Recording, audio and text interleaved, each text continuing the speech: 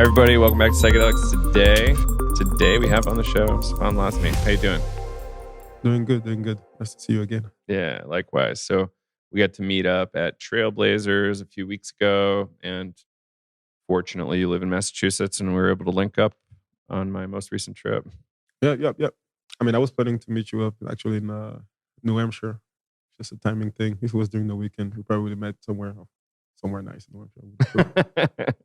Yeah, we found an interesting spot in central Massachusetts. Pretty interesting art gallery, former library. Works out.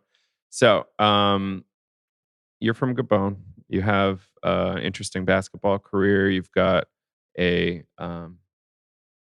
fund, a cannabis fund, urban. I mean, it's more like a platform. I like to call it a platform because it make it easier to connect with the right people. I like to think of myself as a point of access. Yeah. Kind of a connection between the opportunity and the investors. Yeah, that's interesting. So like so you're kind of facilitating those conversations more so than kind of curating like your own business and investors separately. Right. Kind of curate like a good group of guys on the investor side and also on the operational side. Guys whose idea kind of are similar to mine when you look at the industry. Sometimes it's just the relationship could be straight transactional for people who actually need a certain type of help, like raising some money. Or it can be like a long-term relationship that I get with different guys, like I said, on the operating side and on the investor side, who just we kind of view things the same way and want to continue working together. That's cool. I like that. It's a fun spin on it. It's helpful. Like obviously it's super extractive usually, but if you can facilitate really cool relationships, that's a good spin. So what one of your friends was trying to convince you to go to Trailblazers to start talking in part about Iboga. Is that right? Right. So I got interested into Iboga in general for the past on investment side for the past year and a half. I got connected through a company who was raising some money and looking in the space. And because of my relationship with the country, I'm from Gabon, and the access that I have to different people in Gabon, I got involved into the business aspect of it. Flew to Gabon and trying to kind of saw the land, how everything is in terms of business in regard to the plant. And also what the people were thinking and where they wanted the industry to go. Kind of talked to a whole bunch of people, discovered that there was something in there.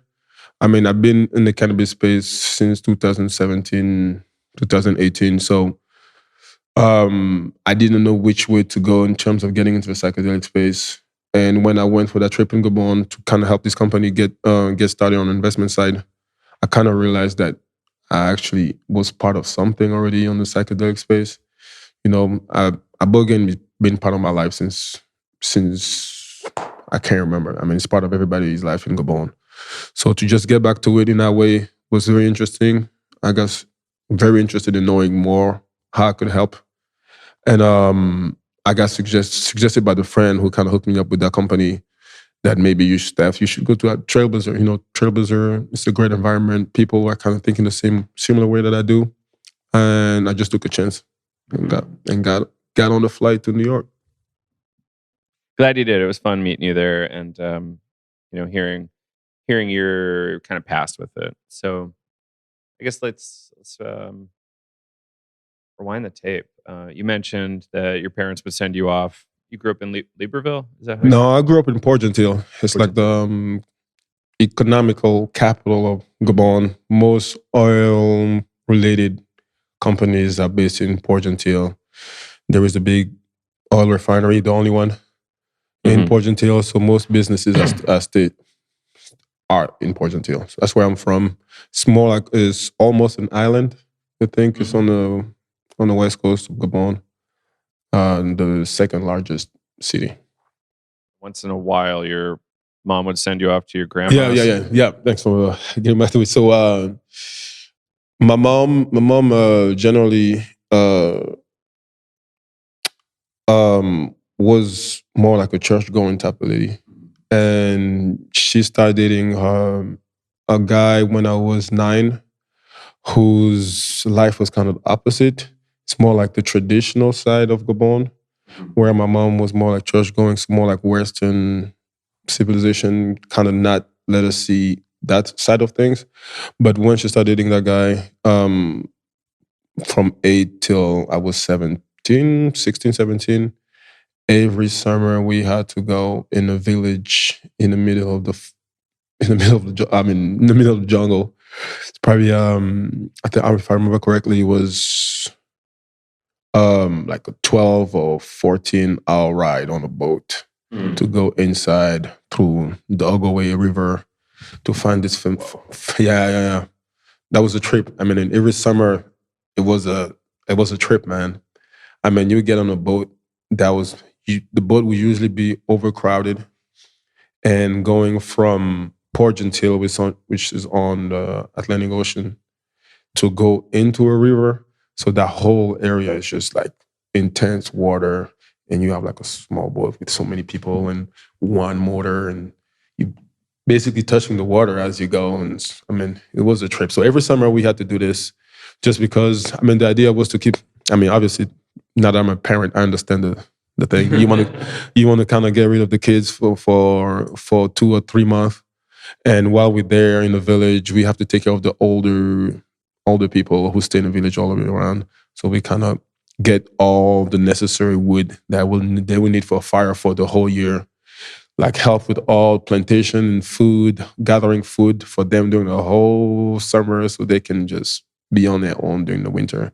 Look at the family plantation, learning different skill, fishing, hunting, planting, agriculture, all bunch of stuff. Great. Quite the summer vacation.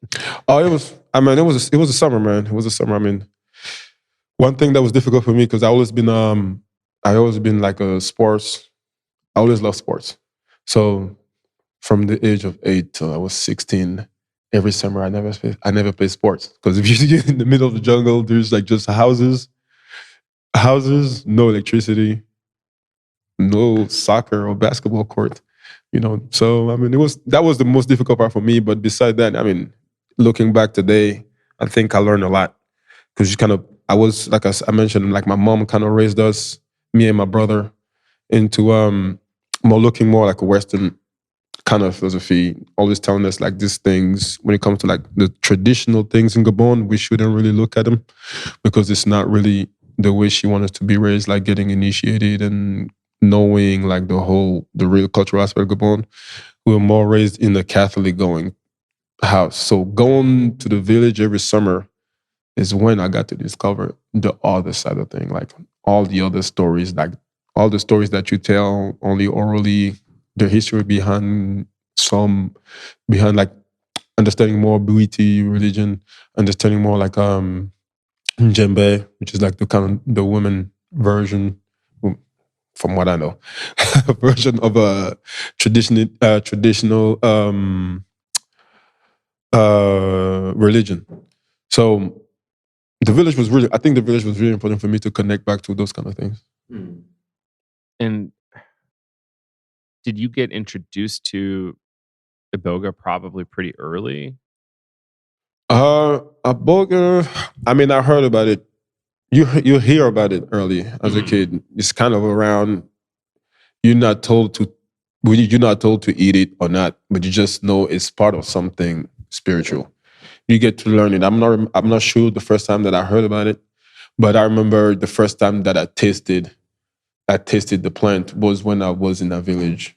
I never been around the plant before that. And that village was so deep in the forest that you could see the plant growing naturally at spot. Incredible. Was it the first time you had it? Was it like to suppress hunger, to just get energy all day, or was there a reason? Do you remember? Like, I mean, I remember. So for my recollection, right, and I think maybe The Iboga trip will help remembering. But for my recollection is we were going in the field to work on like every summer we will go in the field and work on a new area for agriculture where we plant stuff that will grow this stuff will grow during the year while we're back in the city, and then we come back in the beginning of summer and harvest it. So it was kind of like the thing. We plant the what do you call it? The cassava. You know cassava, right? We plant cassava in the summer, right during the time that we're there. We find the area that we're gonna cut it with some machetes. So we would go in, find an area that the adults designated, and we would go as kid and just work all day on cutting everything down, like the little bushes, the little trees, like all the stuff that you could cut by hand with a machete. And by the time the summer is over, you have to burn this area to kind of kill. You have to set a fire to kind of set up that area to be planted. From I remember, and then you go around with the cassava little tree trunk or bush, and you just plant it on the ground. And so go back. So at the end of summer, go back home, and no one really touches the area until we come back the following summer and harvest. So like the rain season and all that stuff happen, the cassava tree grows, it gets bigger, and wild. Just like a little bit of work, and then you just come back a full year later. A full year later. Yeah. I mean, in the beginning, it took some time to understand it, but after a while, I kind of got the whole thing. As a kid, the first time you go, you kind of do it. So to go back to the story, one time we went as kids, but I remember like we went with some kids that were just a little older than me. So I was probably like 9, and we went. The guys who were kind of running the show were kind of walking us to the jungle to go to the place designated by the adult. Was kind of kids that were just a little older than me. Maybe a year or two older than me, but at that time, they had 2 more years experience than me in going to the village and doing the stuff. So they kind of knew where we were supposed to go. And that morning, we happened to maybe not eat at all before we went, or eat too little. And one of the kids we're walking, and while we start to work and stuff, he just picked a little plant off the ground. And he just said, you're hungry, just eat that root, man. Just eat it and you'll be fine. And he gave me like a little plant that it was just a little plant in the ground, and just pick it up. And it was just the root, chewed it. And I went to work all day, and I didn't think about food or anything. So I was like, well, what is that plant? And he explained to me what it was. Pleasant, or do you recall? I mean, it's really bitter. It's really bitter. But to be honest, man, the bitterness never. Maybe the first time I ate it, it bothered me. But if you ask me today, I'd rather just taste that. I think I like the taste.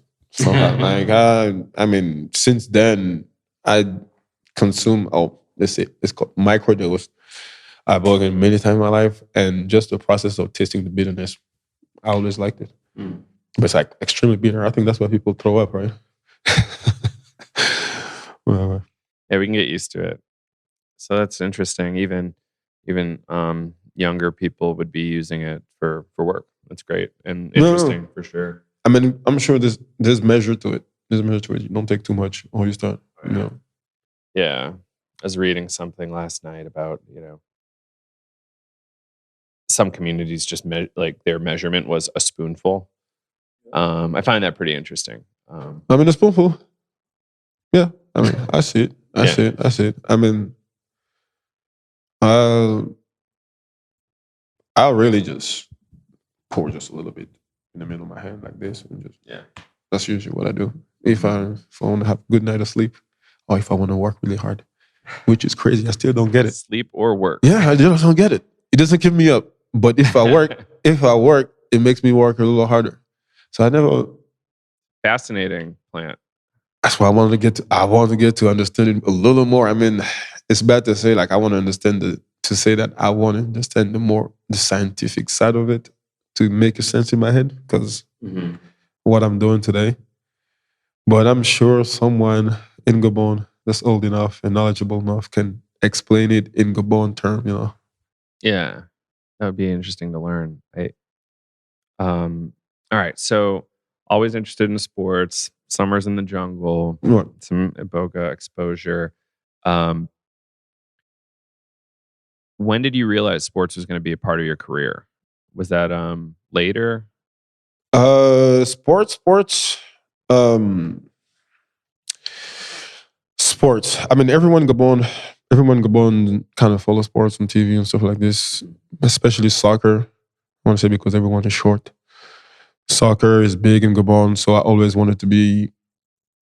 I wanted to be something in sports. See, everybody's short. Yeah, everybody's short in Gabon. What? You didn't know this? Yeah, I'm like, I want to say when I was growing up, or by the time I left Gabon, I want to believe that I was one of the tallest people in Gabon, which is weird. But yes, people are usually short in Gabon. People in Gabon, large part of the population is Bantus. Bantus are usually short. Like part of the Bantus, the Pygmies, a large Pygmy population in Gabon. So, I mean, people in Gabon are relatively short. I played any sport that you can think of growing up. I play soccer, I play volleyball, handball. I like to run. I was kind of figuring out my way, but I always knew that I was attracted to sport. I always was attracted to athletic activities. Soccer was a big thing growing up, but then I started getting taller and taller and looking more awkward on a soccer field. And kids are fucked up. They tend to like make fun of you when you're tall, especially in the country where everyone is short. So it was kind of a weird situation to be in, but I still like sports.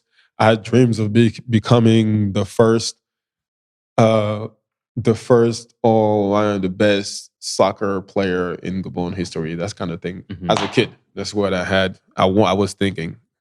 But I remember a couple of cousins of mine were into basketball. So I kind of played with them once in a while, but it wasn't my sport. It wasn't my sport. And just kept getting taller. By the time I was 13, 14, I was playing a lot of soccer and a lot of basketball. A friend of mine happened to play on the organized basketball on the team. A coach, he introduced me to his coach. And his coach was kind of looking for all the tall kids in the city. So I was one of the tallest kids in the city, and I was pretty athletic. So he just said, "Why don't you just come and just play structured basketball with me?" And started teaching me the rules, like really how to think basketball.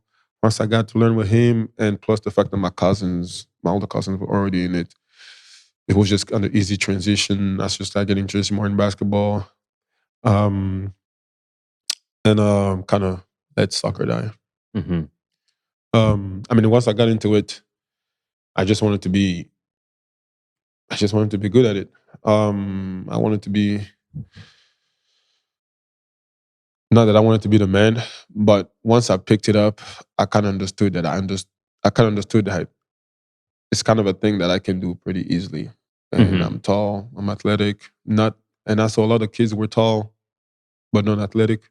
But a lot of kids were short and athletic, but I kind of had the combination of both. And I don't like to think of myself as being pretty dumb. I kind of understood that honestly as a kid that it's also a lot of mind games, understanding the game better than the other kids. Right. So if I could understand things better than the other kids, then I had an advantage. So all these things came together in basketball. So I'm like, man, I like to use my brain. I like to use my legs. Probably a cool sport to be in. And the love started there. That's great. Now, at what age did you have your first big Iboga experience? Big. I mean, around or that medium. It doesn't have to be full on. Yeah, I guess like a ritualistic one. Ritualistic one is like going to this village. I don't remember exactly. I definitely need help from my younger brother. Yeah. To remind me which year exactly and how old we were, because I'm like terrible with reminding you the stories. Like, we went Relatively young. relatively young, probably 11, 12, Oh, wow. something like this. Mm-hmm. And there was a big ceremony. I'm not sure if I'm supposed to go in details of what was going on in there, but there was a bunch of stuff that I wasn't supposed to see Mm-hmm. that I end up kind of looking into, which I Mhm. think, I don't know if people that are involved today would appreciate me seeing those things. Yeah, I don't feel like you have to. Right. And I know the rituals are very secret, so right. yeah. And today I'm not sure how adults got together and decided that today was going to be a day, or how it started, or how it ended, when it started, when it ended, if it was a couple of days or just one night. But I know it was a big event that it was really scary to me. I got to learn a lot about myself. Mhm. And it's around the time where I kind of figure out who I wanted to be. It's really what I got from the experience. It's a really interesting age to have maturity kind of just pushed on you a little bit. Right. Yeah. I mean, I believe that 11, 12, really, from my experience in Gabon, is when boys turning to men. I mean, I know here and maybe Western culture, we thinking more like 16, 17, because you know. But in Gabon, I mean, I know 11, 12, it's like a lot of stuff is happening around you, especially if on cultural side of things, like even the way adult or parents are treating you, it becomes totally different. 11, 12. Mm. Yeah. Was there, so this is a Bwiti ceremony, you think? I want to believe so. Yeah. I want to believe so. I mean, they didn't put any sign that said this is a British ceremony, but there is not that many other. There's not that many different ceremony into the, because I'm from the I'm Miene. Miene is one of the, what you call it? Cultural groups or? Yeah, cultural groups in Gabon. Mhm. We speak a totally different language than the Fang or the Punus. There's like a whole bunch of it's a totally different language. And even though my mom and the men she was dating at the time were both from the Miene culture, in the Miene culture, there's subgroups. And my mom is Komi, and he was Galwa. And even the way those rituals happen, from what I know today, I mean, I know since I was a kid, even those rituals don't happen the same way. They have different ways to approach it depending where it's from. So me being where I was at the time when it happened, I was technically not around. I don't want to say my people because it sounds like exclusive, but more like I wasn't around the group of Miene that I would particularly associate with, that being associated with, because through my mom, this guy is just, it's a guy, it's simple term, it's a guy dating your mom. It's not really family. So when you, in terms of going and witnessing a ceremony of the sort, you kind of, as a kid, at that moment that you're kind of a stranger in a room, if it makes sense. Yeah. Well, it's like even the way they speak Miene is kind of different. The way they raise their kid is kind of different. So like I was kind of mixed. It was kind of it was mixed feeling during that time. For every time we went to the village, it was always mixed feelings. Because my mom is Komi, his family is Galwa, so we're going to his family village. Because my mom would never send us to a village. The village that we were going to was in a totally different family. So it was like a different experience. And this is also why I'm a little even in terms of sharing the experience, I don't know what I should share or not because it's totally different. Uh, Even though it's the same group, Miene, it was just a totally different group of people, and they do the things their way. They have their own superstitions. Like the way they treat women is different. The way they raise their kid is different. What they eat might be similar to what we eat, but they make it different. It was just a Mm. It was just a different experience for me. Because my mom would, I mean, that's the truth. My mom, she was initiated. She's going through the whole thing.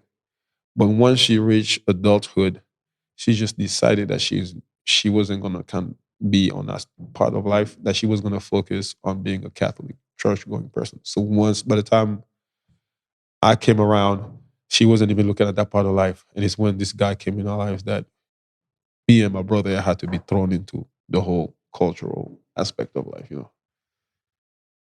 Were you were you hesitant? Did you not want to do it, or were you kind of curious, or was it just I like always just been another thing? I always been curious. I always been curious to a default. I always been curious. But curious in the sense that I want to learn things. Uh but anything related to the cultural aspect like of Gabon outside of Western culture, I'm always super nervous. Like I don't know. I think it's because of the way our mom raised us.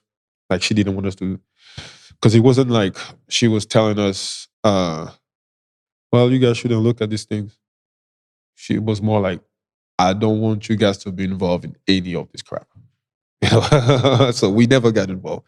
But when we went to the village, she was never around. So she could never tell what we were involved with. Like, like I would love to remember every single thing that happened every summer, but I just know there was a whole bunch of small events that happened. And as a kid, it was a shock. And it just went to this place where I just don't really want to. Yeah. I just don't really want to see it. You know? Yeah. So that's why I'm saying, like, when we were talking earlier, I was telling you, like, I know I want to go to like Iboga session as an adult now, but I'm really nervous because I'm afraid of what I purposely forgot or Yeah. put. You know, I'm That's a afraid to lot. see that. Yeah, yeah. Um, so you've had a few bigger experiences. No, no, no, no, no, no, no. I mean, really, beside the time as a kid, Hmm. um, the beside that one time as a kid, I never been around in that sense. Hmm. Maybe from far, I saw some ceremonies, other Hmm. people being involved, and kind of decided not to get involved because, like I said, like my mom. So I kind of know how it goes. I have a whole bunch of friends or today my age or younger who are doing it constantly. I just never had. Um, it's like from the time I turned 15. I mean, like just to go back in the story. So I was doing this stuff to go in the village, but by the time I turned 15, I was already. I want to say maybe the maybe one the best basketball player in the country. So like my life just became involved around it just became around about basketball. I wake up basketball, think about basketball, go to school, and right after school I would just play or practice the Hmm. basketball. So like none of the stuff I had no place in my mind. Anytime I heard anything related to that aspect of life, cultural, like traditional stuff. That's the word I was looking for. Traditional stuff. Yeah, yeah. Anything related to traditional stuff, I would just kind of look for afar because my mind was more focused on just improving basketball, and I was um, low key like not deep inside. I wanted to be the first basketball player from Gabon to get drafted in NBA. I never advertised it as a kid. I never advertised it to anyone. Even while I was at UMass, I never talked about it. But I know there is a relation between me going through that cultural, that traditional experience, and me deciding to be that person. The person. That's why I say me deciding who I want to be. I think there's a big connection, and I can't tell you or explain to you like where the connection start, what triggered me thinking that way, but I just know it's connected. Um, but the next time after the next time where I think Aboga became big in my life is as a professional athlete. You know, you go through a lot of stuff. And being a professional athlete from Gabon, moving to the state by myself as a kid, 19, and It's then, big. right, and I'm in Massachusetts, you know, the weather. So coming here From equatorial Africa to imagine New this. England, it's terrifyingly Man. cold in the winter. If we had enough time, I'll tell you the whole story. You wouldn't be telling you. So this coming to the state as a kid. I'm sorry. Okay. Coming to the state as a kid, and then going through the experience of Division I basketball in America. Like it's a totally other life. It's got to be crazy. Right. And try to learn the language and the culture at the same time. Like, where would I have time to think about Iboga? You know, Too much. There was too much. I was dealing with like emotional stuff, like stress situation. I thought I came here with a dream. At some point by my sophomore year, I thought like, come on, just get your degree. Because this thing is not happening. To like seeing by the time I get to senior year, everyone's telling me, you are the best player here. You might get drafted in the NBA. And get drafted in the NBA. That's another freaking thing. It's like I didn't even have time. Is that more stressful than Division I? Yeah, definitely. I mean, definitely, you know, because there was even conflict in my own mind, right?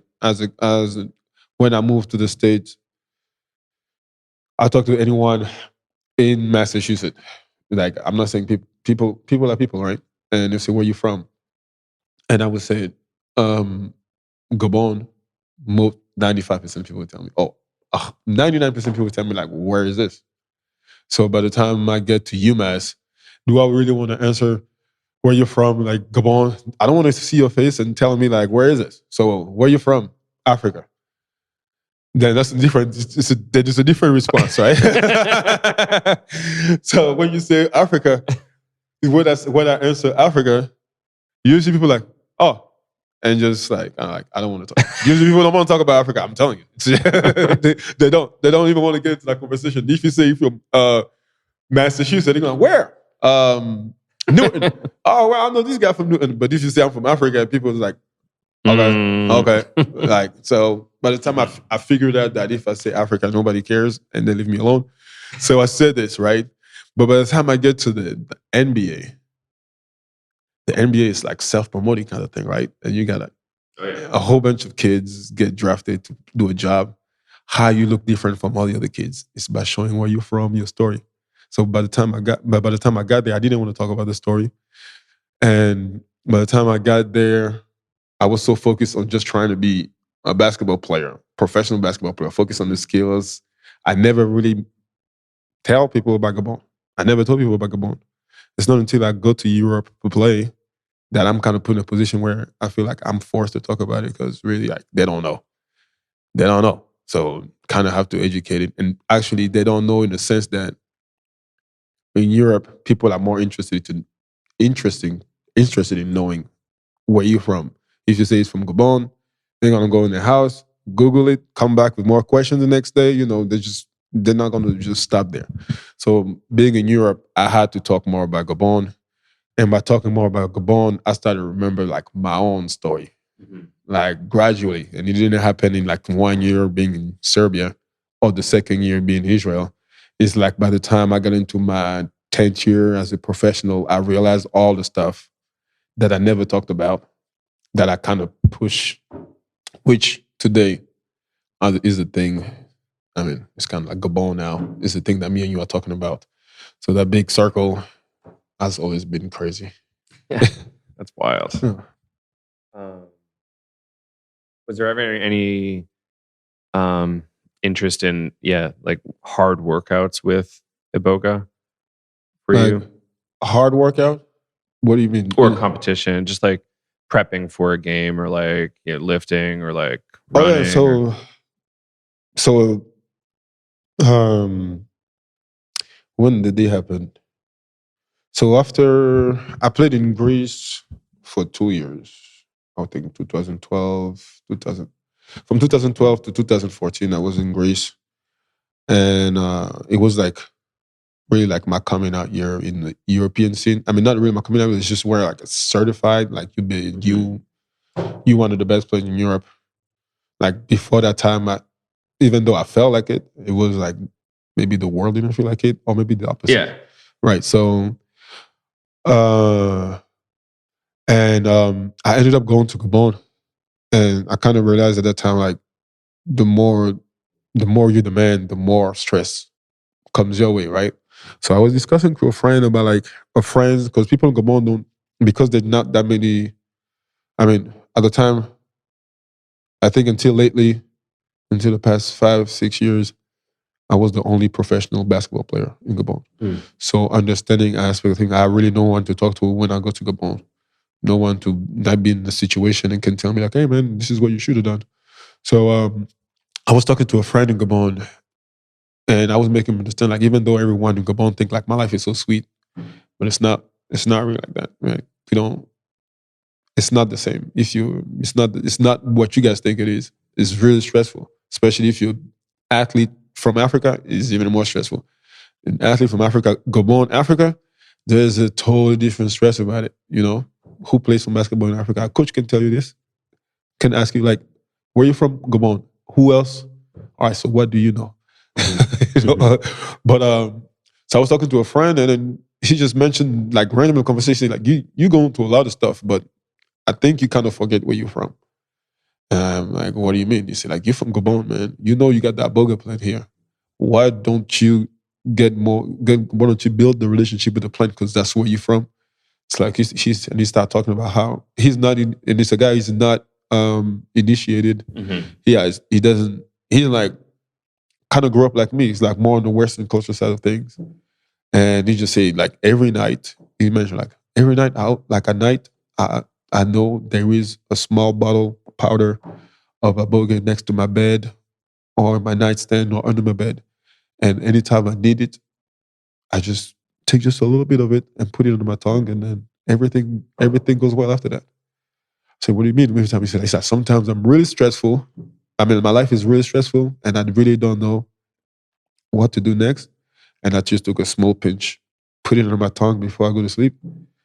And somehow, some way at night, the stuff that comes to my mind helped me figure out what I want to do next. So I'm like, okay, it's probably should be a good idea, because I know as an athlete, I go through a lot of mental stuff. Like I literally had to figure out my own way to deal with mental health. Is that what we call it now? Right? Mental health. Like being in college, believing in yourself when nobody else does. Being in Europe, same thing. Like believing in yourself when nobody else does, because you from Gabon. So there was like that whole mental thing where I have to psych myself up to believe in myself so other people can believe in myself, right? So I like this whole methodology, and it didn't come easy. It came by reading a whole bunch of books, and frankly, it was books that had nothing to do with my culture. Like I started, once I had doubt, I started reading Catholic books because my mom from a Catholic religion. But I quickly realized like it's by being in the States you discover all the other things like yoga, meditation. So in the NBA, when I got in the NBA, I started taking yoga. Through yoga, I discovered meditation. I started reading like Chinese teachings and stuff like this. They talk about the self and how to develop the self, how to grow. That it's not all about the outside world.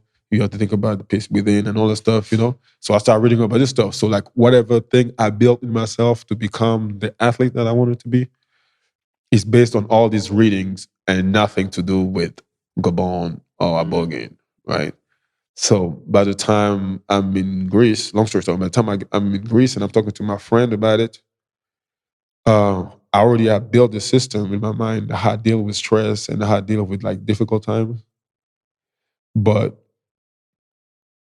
so I took the plant. I took a bottle before before I went back to Turkey, and I just had it with me. And every night I felt stressed, instead of just going through this 30 minutes meditation. If I know I want to get some sleep, and I know sleep is important in sports, I just start taking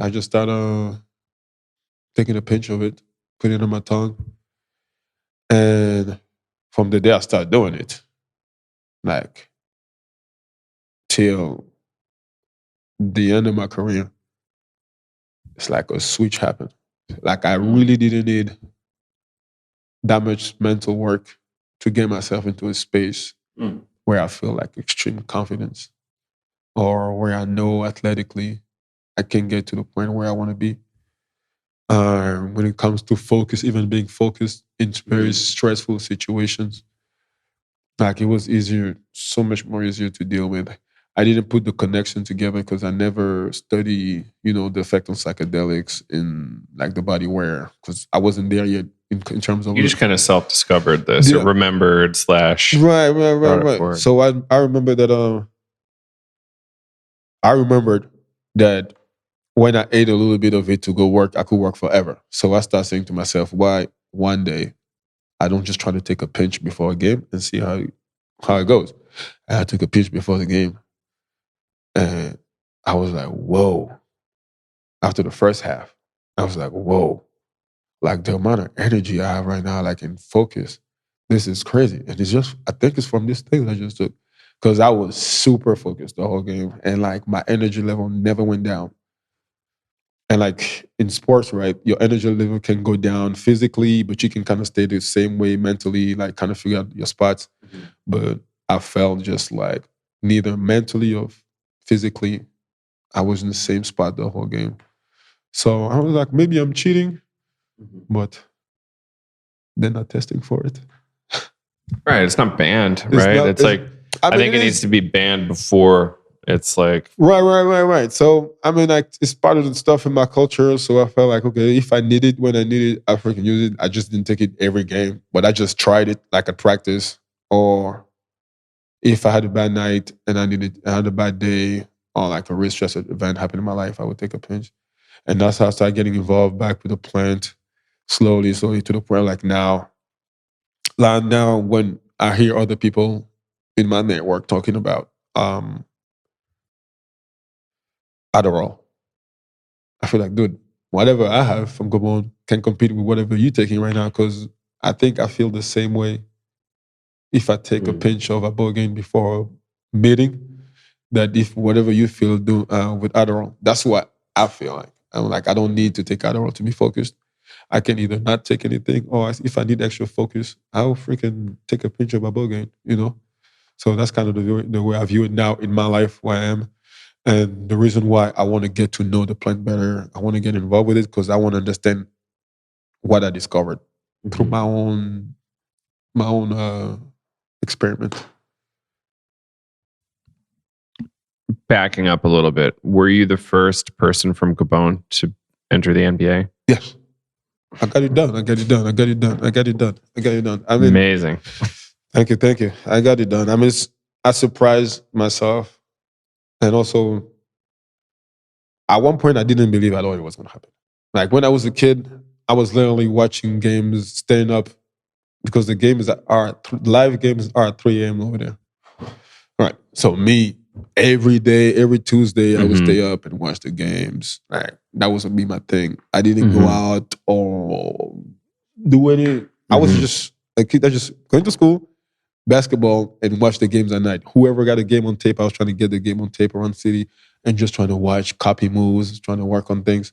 So I would stay up every night dreaming that one day, you know what, my most vivid, like the dream that I held on to my whole life, was like one day I'm going to play against Kevin Garnett. I kept saying that shit to myself every day, all the time. And I keep playing, imagining myself shooting over Kevin Garnett.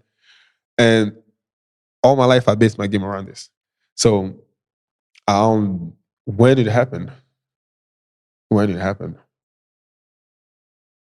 I actually didn't even, to be honest, didn't have time to enjoy it, because I was too busy being a basketball player, figuring out a way to just make a team and stuff like this. So it was fun. It's good now today at 40-year-old to realize that as a kid, I wanted to be the first. And I did it. So kind of gives you motivation and the rest of the stuff that I want to do. I've been in talks with some other retired athletes, and one thing I've discovered is the amount of stress that you've been under since you made these decisions to go this way. Sometimes kids don't even make those decisions, it's kind of forced on them, right? Right. But then, you retire, you get hurt. Who are you now? Right? Like, I think there's some real value in psychedelic work, traditional work with Iboga, where people can rediscover, you know, hey, you're Right. still human. You still got some stuff to do here. I think there's some healing from that has to happen sometimes, because it's an incredible amount of focus. It's a big feat. Yeah. I mean, it's true. And a lot of people that are not athlete or just like fans, or Yeah. you have to they have to believe, they believe to a certain level that what a great life. Sorry. What a great life you have. You're so lucky you play sports, this professional sport. And I can definitely understand it. I can definitely appreciate why people would think this, because we get a lot of things. You know what I mean? It's basically sometimes even as an athlete, sometimes, I mean, most athletes feel like they should walk in a room and get paid for just showing up, right? Because it's happening already. You get paid to show up and signing cards, right? Mm-hmm. So you can see how and why people would think like, man, such an easy life. But the stress that comes around it, like just even getting up in the morning, like it sounds so silly, man.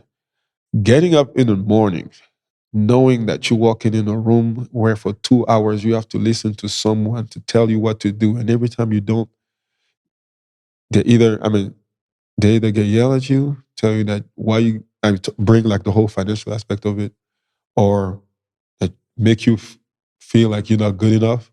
Like they can decide on how you're gonna feel the rest of the day based on a job. I mean, it's like you literally had to make a conscious effort to know that this thing that was a game for you that you enjoy, and now is becoming a job that you get judged on every day. But everyone else think that, oh man, it's still a game. It's that game when you get in there, and then you just got to play the game and just put that ball in the hole. But it's like the whole background of it, man. I mean, it's even being in it and like getting drafted in the NBA alone, you discover that it's a business. Like it's not a game anymore. It's like you play a game, but people invest money into seeing results. And if they don't see it, they're gonna make decisions so they can get the result they want. Mm-hmm. You know. So yeah. I forgot what was the question. It's just about like what happens next. Like how do you recover?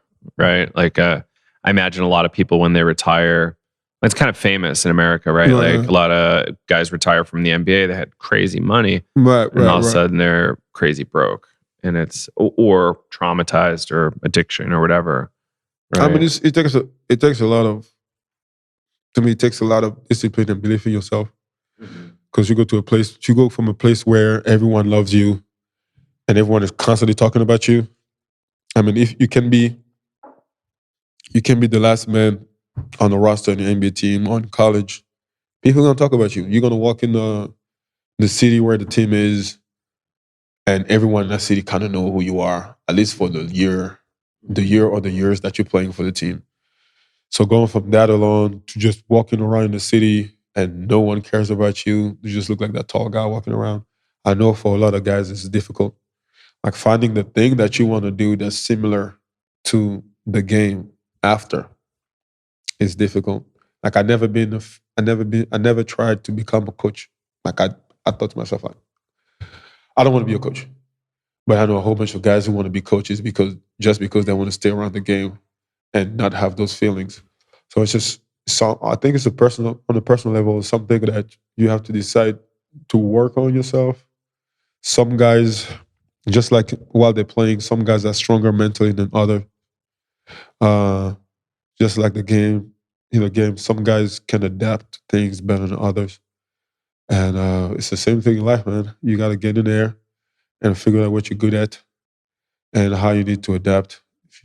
And some of us can. I mean, some athletes can, end up depressed. And maybe that's where plant medicine, like having a plant like Iboga being made legal, can be like, I don't want to say it's a quick fix, but it's more like it's giving you a plan to get back where you need to be, like, and understand who you are. And it's nothing that has to take months of therapy, talking to people, finding the right mentor, finding the right environment, because as an athlete, you get kicked out of the environment, like the whole sports scene. Now you got to find another environment where people actually cherish your talent. That is not the sport. Like, understand who you are and want to help you while you're helping them. It's like that whole thing is difficult to find. And I think that's one thing that I think Iboga can bring to people, especially here in the States, because time is money anyway. That's a big thing here. And Iboga is just one session. And then you have your whole life to discover more about yourself. And if you need it again, it's always going to be there. You know? Can we say that kind of generally? It's about self-discovery? Yes, definitely. It's really self-discovery. I mean, everything in life is about self-discovery, man. We spend so much time out there thinking about everything outside. This is going to make our lives better. But like every book, every culture, everyone around you is telling you, generally speaking, the message is like, you know who you are. Be who you are. Like, just have to understand. Just understanding who you are in society is so much more important than just understanding the whole world. Like, and I'm sure it happened to you in your life. People tell you that a lot. Like self-discovery is like the thing. Like, even when you think about, I was talking about Buddhism culture earlier. The main thing is self-discovery. And Iboga, when you think about the Buddhist culture and like the time the first initiation happened and the place of the plant in our culture, it's all about self-discovery, because the more you can know about yourself and where you come from, because that's the whole point of the ceremony, understanding who you are, where you come from, talking to your ancestors so they can give you better direction in life. It's kind of the same thing, different language. I remember thinking back to some big experiences I had where I was speaking to ancestors, and it was really interesting. How was that? It was good. It was nice. Yeah, it was nice. It wasn't creepy. I wasn't too off the rails yet, so they couldn't yell at me about too much. But so you were speaking. Let me ask you this. I always wonder, because I don't get to ask other people. You were talking. You think you were talking to your ancestors, or you were talking to some ancestors? So the feeling was that they were mine. Good. Yeah. More so than like generalized ancestors, right? Or other people's, right? Yeah. It was interesting. I don't know how to talk about the reality of it. Right? Like, was it actually that, or was it not? I like to leave it a little ambiguous, but the experience was that. Yeah. Right. It's and that's the thing, right? It's like I'm preparing myself for it. Mm-hmm. And I really would hate to come out of it and knowing my brain have a scientific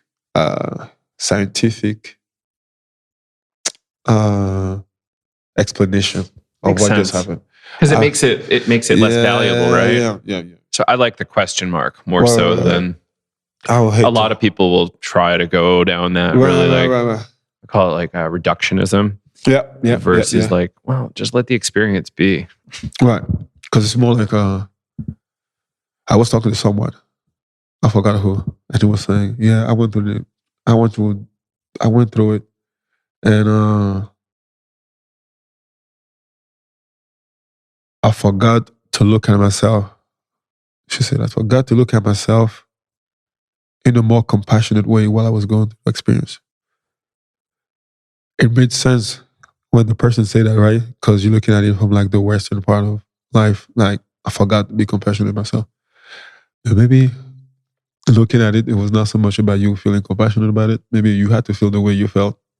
And two, maybe it's not something that you're supposed to explain at all. It's just something that you're just supposed to leave. Like, not define exactly what it means. Really, the thing that I'm interested in personally would be like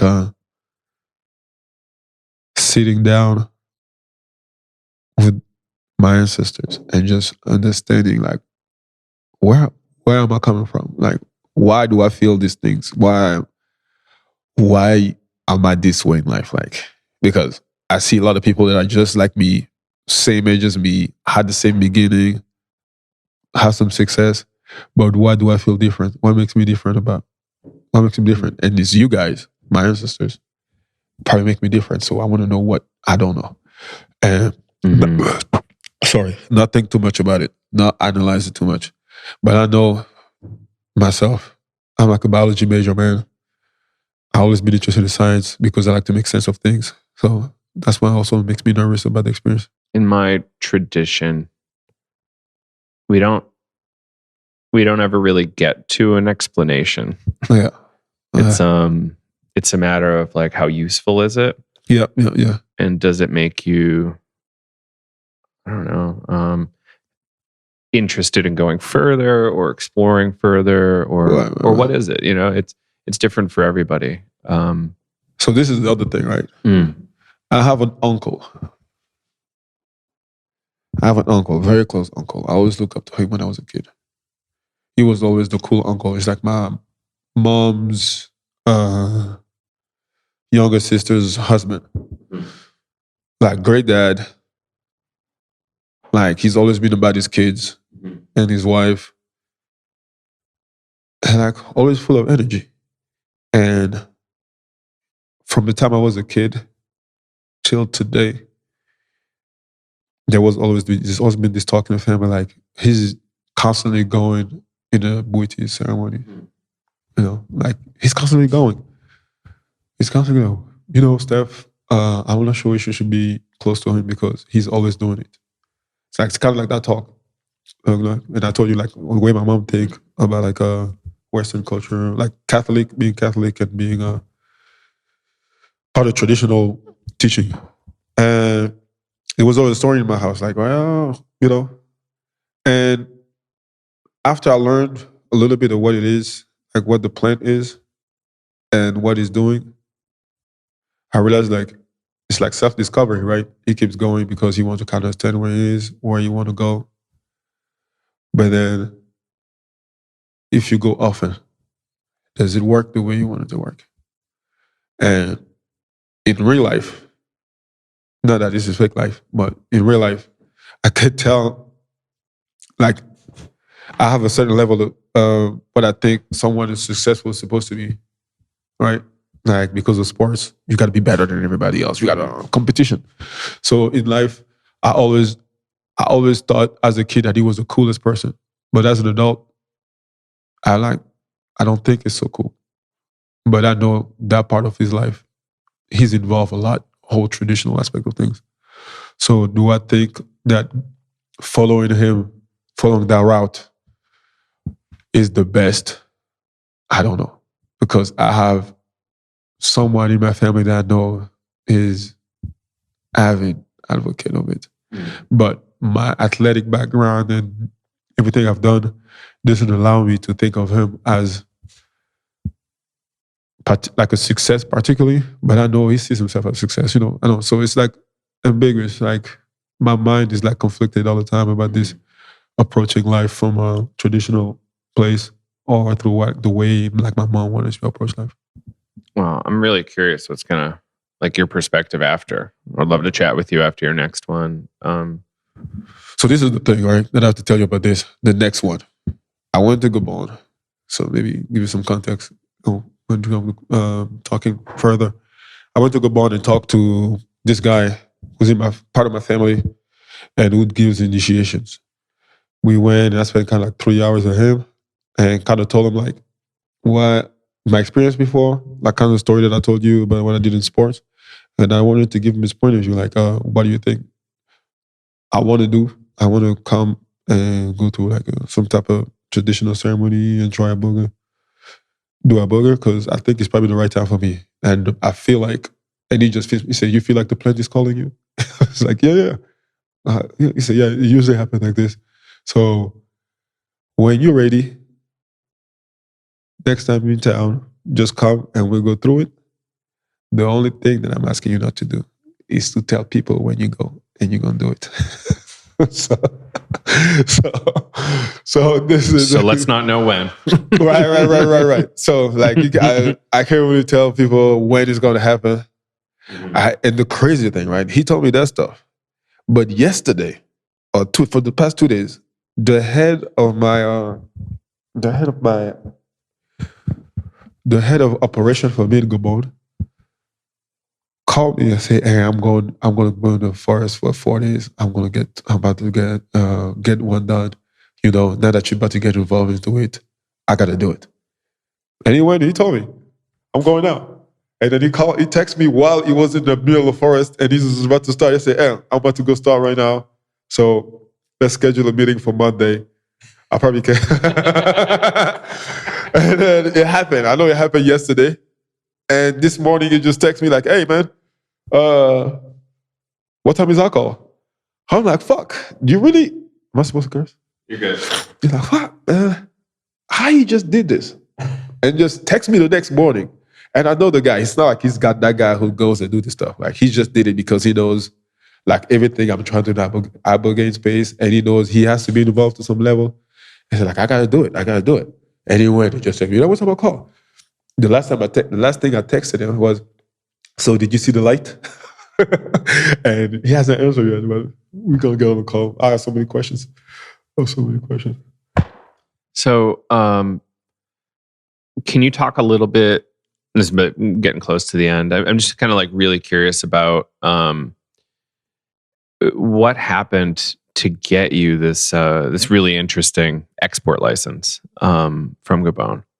So so when I went to Gabon, this is like I said, just because I know who I am, I got this access. Those doors can open easily. So I got to talk to everyone, and especially my head of operation. I kind of told him what I wanted to do. So really what I wanted to do, in the beginning, when I got to Gabon, I wanted to understand the lay of the land and help this company get funded. The idea when I worked in Gabon was to get the government involved into funding the business, which by the time I got there, I understood that the Gabon government would not invest in an American company to be in a ball game. Mm-hmm. It's kind of like, even me talking to government official or anyone else over there, I kind of felt like, it's so hard to pitch. It's like you coming in with your old Western new knowledge, and you're trying to tell us to invest in a company outside of Gabon that will take our thing. It's like they're using our thing and we have to invest. So like by the first, second, third conversation, I understood that as a Gabonese person, I was approaching the situation the wrong way. And I looked more into it and understood the gaps, like with my experience in the cannabis industry, I understood the gaps in the market, the gaps into the commercialization of the plant. I understood it. I kind of got told and understood everything that happened in regard to the plant from my people. Like, we talk about scientific advancement, what country came in and did what group of people came in the country and help, who's involved, who runs the whole thing, who are the people that I'm supposed to talk to if I want to get the real Ibogan, like the region where I need to go, like the cultivators, like the legacy cultivators, who they are, the legacy Nganga, shaman, the legacy Nganga, and the one that are doing it for just money.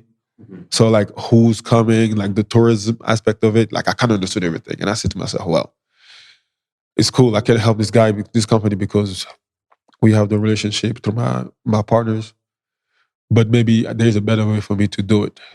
So by understanding the gaps, I understood at that moment in Gabon, I called my partners and said, I think I want to kind of veer away from cannabis and just focus on Iboga, because I think there is no one in the world that's in my position in regard to that plant. Why don't I just figure out how to build a company around it, but a company that can help the country, that can help the people. Like there is a business here, because I mean we're in a period of life where there's a lot of impact investment going on. So I thought about all this and say, well, let me come up with this concept. Let me work on this idea of just having, instead of focusing on having the government invest in someone or a group of people, a Ibogan company, why don't I just work on my own company that would just push the ball forward in Gabon and push the ball forward outside of Gabon and put Gabon more in the light. So I talked to everyone over there, and I met a couple of guys that they were already working on getting the licensing because they had some ties. I talked to the government side of things, and they kind of pushed me towards knowing like who are the guys that are kind of serious. I talked to the business investors in Gabon, and I like the main actors, like they were really serious. They were close to working on things. And I know I had the investment aspect of it because most Gabonese people don't have I was lucky enough to be in a position where I am. So if I can use my money wisely, I decided to start investing in those businesses and help them get to the licensing part and help them get to licensing aspect of it using my relationships to get that. So today, with the group of people that I'm involved with the team that I made in Gabon, we are able to export directly from Gabon to anywhere where people need the plant. But this is not exporting. It's great. Being able to export from Gabon is a new thing because, from my understanding, everyone who needed Iboga, especially from Gabon, would have to figure out a way to sneak it out of Gabon to South Africa, and from South Africa, send it everywhere. And I think that's how it's been happening for the longest. People figure out a way to get to South Africa because South Africa can export it. And exporting from Gabon is a 2022 or 2023 decision. It just happened now. Like the government just felt comfortable with letting people work on this aspect of things. But to me, exporting that's not it. It's not what I want to do. I think exporting could be a good source of revenue for a company, for a person with the right connections. But like building a company that will last, that will help everyone is more of my goal. That's why like our main focus is really to build a lab and a treatment center. I already have the documentation, obviously. I already have the land. So like today, more focused on the fundraising aspect of it, see who are the right partners outside of Gabon, or who they want to come invest in Gabon, because investing in a fully integrated business, focusing on Iboga research and studies, using research and study to get to give opportunities for younger generation to use a plant from their country to study plants in a Western environment in Gabon, because we don't have all the equipment that people don't have the resources that people have here in Gabon. Like just even thinking about the extraction aspect of building a lab.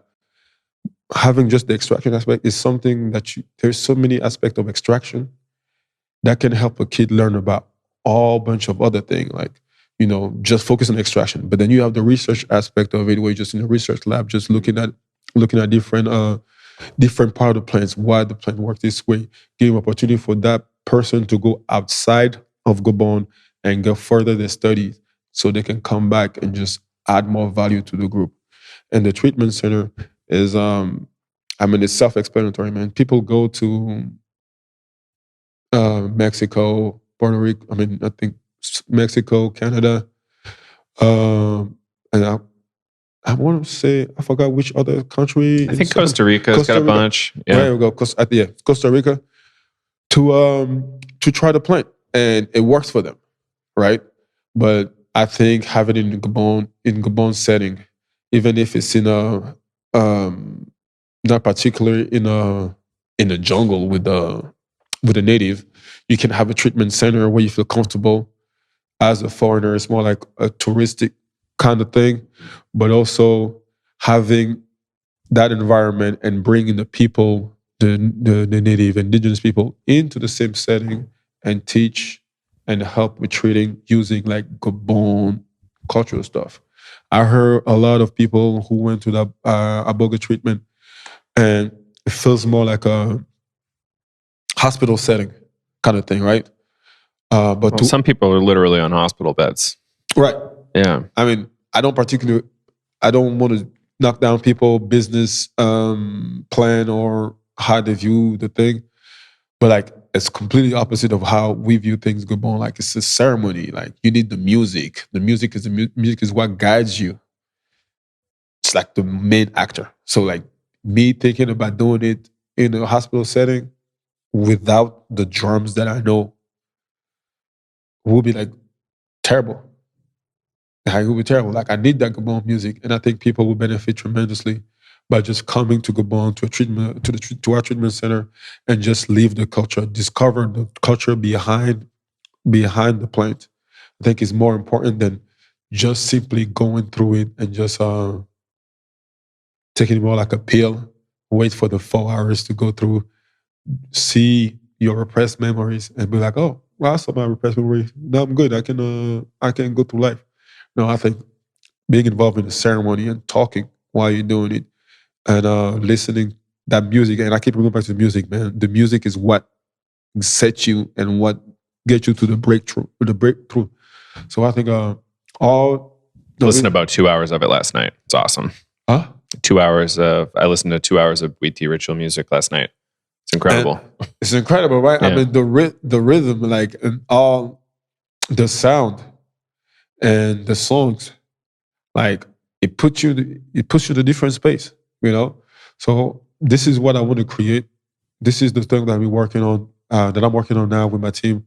Like really get this lab and this treatment center going, and really the reciprocity aspect of it, like giving back to the community, getting the young people in Gabon to understand how important today our culture is in trying to the place that our culture, our plant, is taking in trying to heal the world. It's like we have a huge responsibility, but also we should be more proud in Gabon to know that we have this and figure out a way where we can fully take advantage of it, especially in an environment where everyone want to help, and get more people involved, more people attracted to coming to Gabon and discovering. And one thing I like to add is just me growing up the way I grew up, right? Where I would never knock my mom down. She grew up and she was part of it. She's seen the whole thing. She's initiated and all that stuff. But she made sure that we weren't, right? Because for her, the time that she grew up, this whole that Western culture that's been pushed on us with the Catholic Church that tells you like these traditional things that you have in your country is this the devil's work. It's really what they say. It's like, no, I'm not adding anything. It's really what the devil's busy. Yeah. That's the devil, like these people from your country, like your people, it's basically what they told me growing up, right? Me going to Catholic church. Your people and everything you guys are doing is the devil. You should come to Catholic church. And I went to Catholic church my whole life, never cared for traditional stuff in Gabon. Like I never cared. Like I can tell you I never cared until I had this little experiment every time I went to the village. And every time I came back in the city, I just made it a point to forget everything, right? To the point where I'm an adult now, I forgot everything. I don't want to, this is part of me that does not want to remember. But being in a position where now I'm proud to talk about it, I'm curious to know more because I know so little, right? And bring some type of value, I don't want to say that I want to be the champion, the guy, the Iboga guy. I don't want to be, I'm not sure, I don't know. I don't know where this thing is going, but just helping, turning that boat around. Like instead of just going toward, man, let's forget this thing because it's a devil. It's not for Western culture. Like can't bring everybody back and just say, you know what? We have to believe in ourselves. Our stuff here, whatever we have in Gabon, is actually the shit.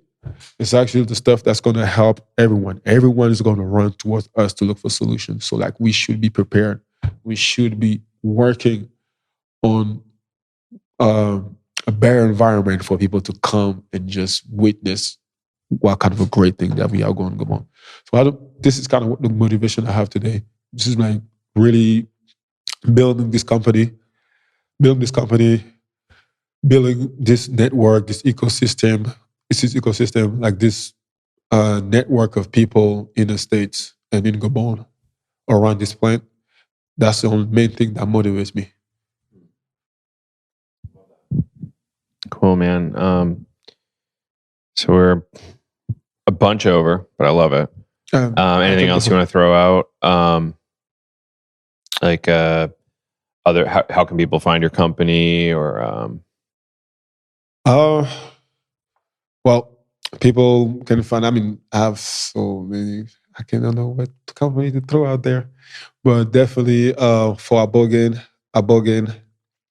I work with two different. I work under two different companies. I have Urban World right here. Urban.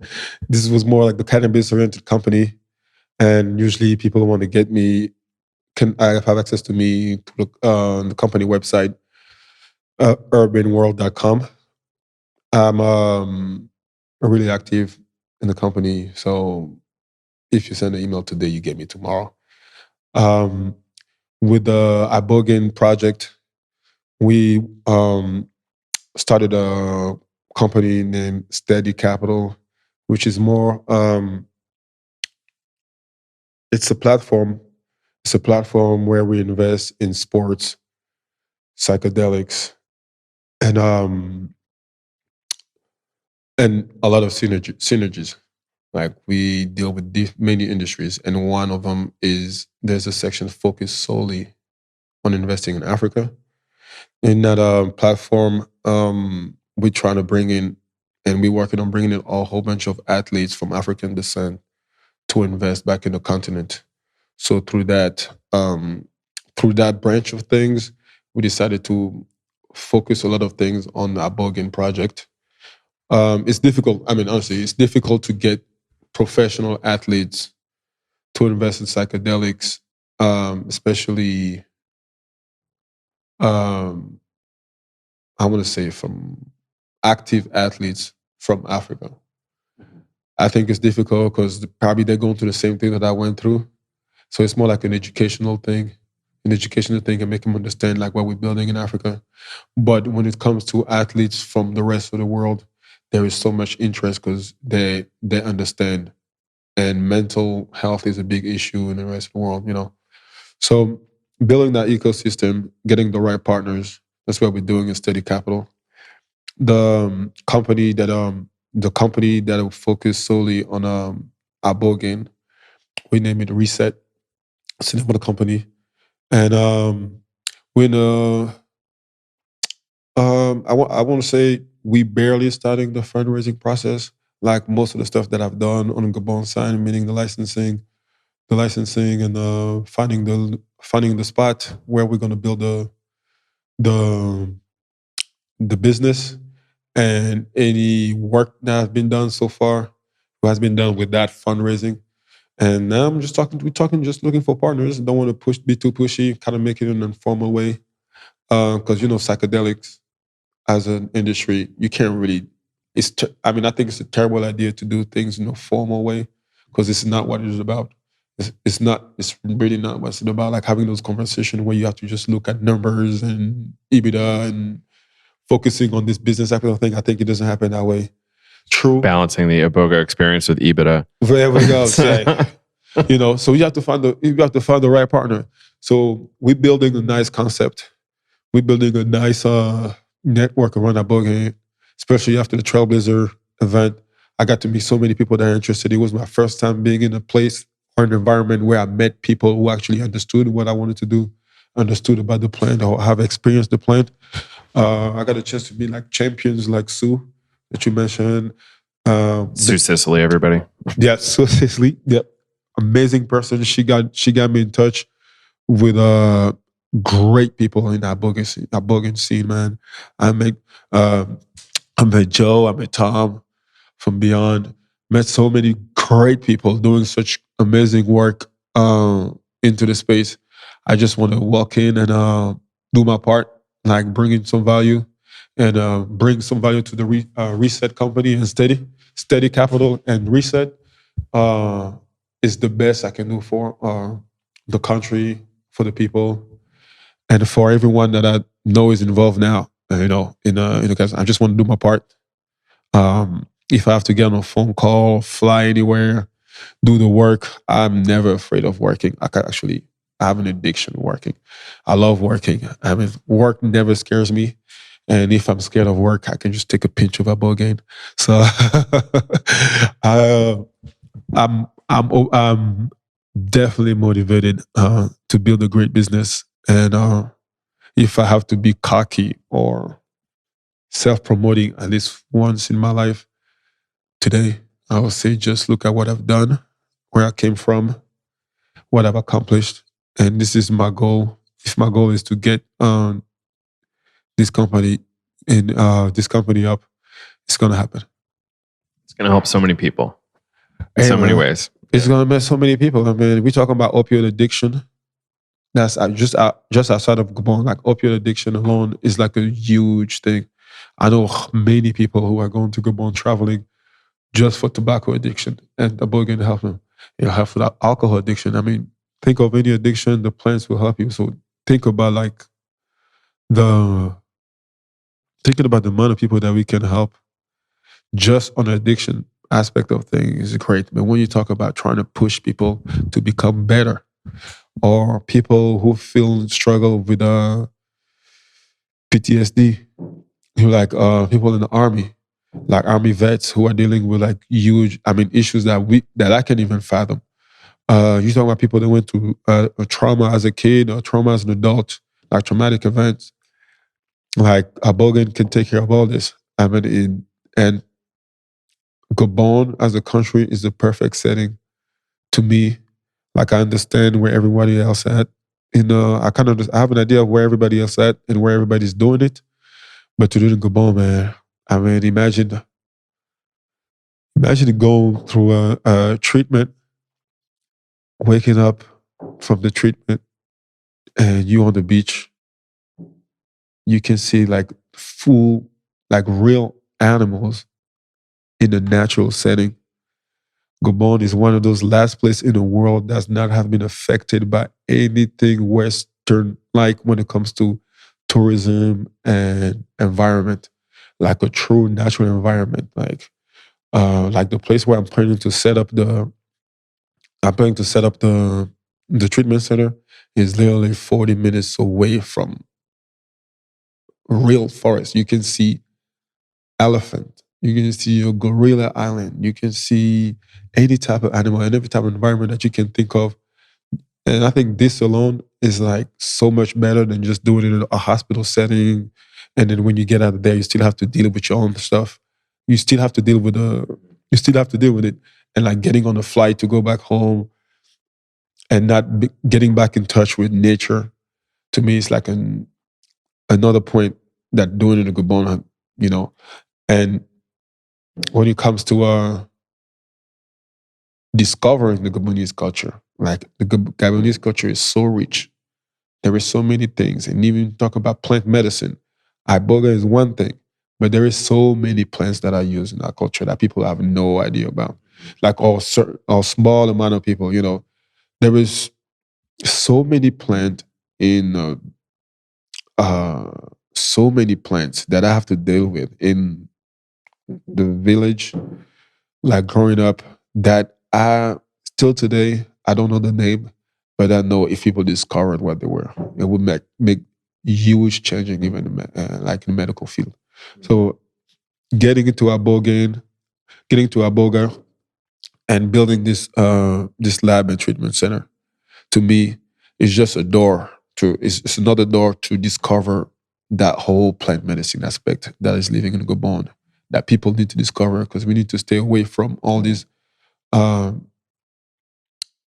lab fabricated medicine, man.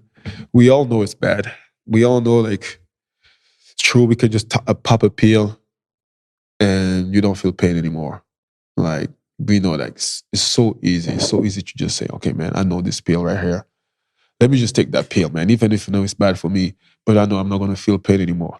But sometimes it's good to go to, but I feel like sometimes it's good to go to pain and discover the right natural remedy, even if it's takes a little more time, but it takes a little more time because that's the way the world has been designed.